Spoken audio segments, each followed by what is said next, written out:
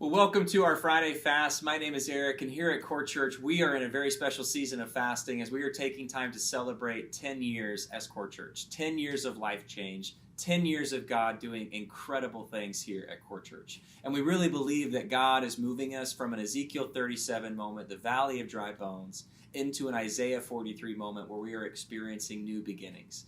One of the scriptures from our weekly devotional today came from Ephesians chapter 6, verse 18, which says this: Pray in the Spirit at all times and on every occasion. Stay alert and be persistent in your prayers for all believers everywhere.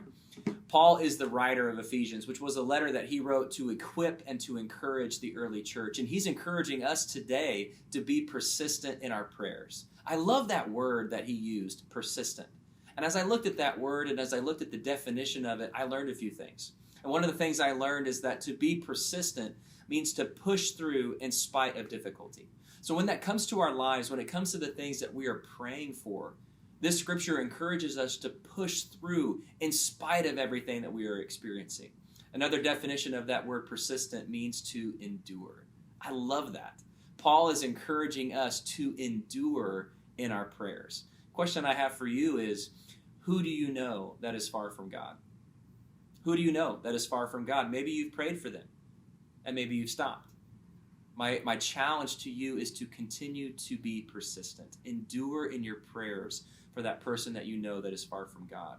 What dream has God placed inside of you that maybe you feel like just hasn't come to fruition yet? My challenge to you is to be persistent. Endure in your prayers for those dreams that God has placed inside of you. Paul is encouraging us here to be persistent, to endure. So my challenge for you today is just that. Be persistent.